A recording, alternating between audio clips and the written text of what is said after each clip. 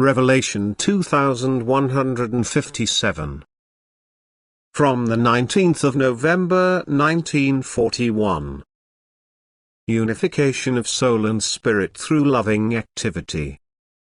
You feel the strength which God imparts to you through His word less physically, and yet you will become free, for the soul's fetters will be broken through it and it will be able to hear the voice of the spirit within itself.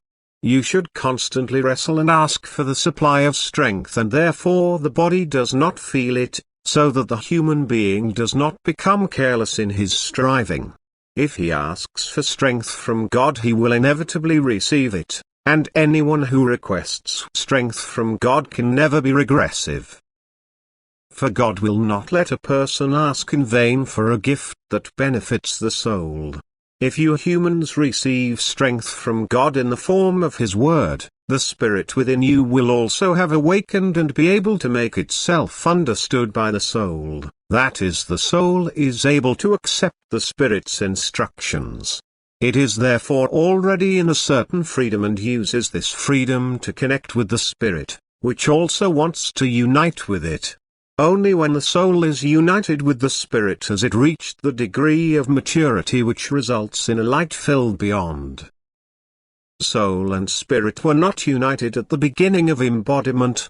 The soul knew nothing of the divine spark it held within itself. Only through the activity of love did it become aware of it, because only then did the spirit express itself.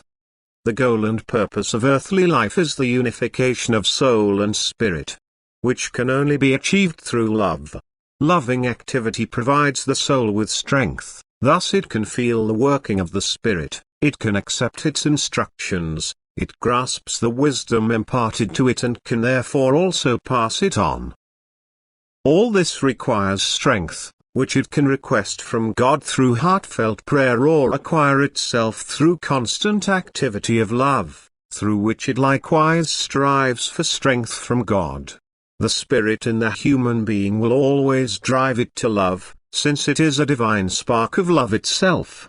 If the soul is lovingly active, it intimately unites with the spark of love within itself, and the more intimate the union of soul and spirit is, the freer the spirit becomes, which uses its freedom to receive spiritual good from spiritual regions, which it then supplies to the soul again. And everything is strength from God. And thus divine strength flows to the human being with every transmission of spiritual good. It causes the soul and spirit to unite and strive for the same thing: the union with God. Although the human being is not noticeably aware of the bond between soul and spirit, he increasingly joins the spirit's desire, that is, he does not hinder the soul if it wants to enter into the bond with the spirit within himself and submits to its will without resistance. For now the spirit controls the human being's thinking, feeling and wanting, and his earthly life must be an ascent. Amen.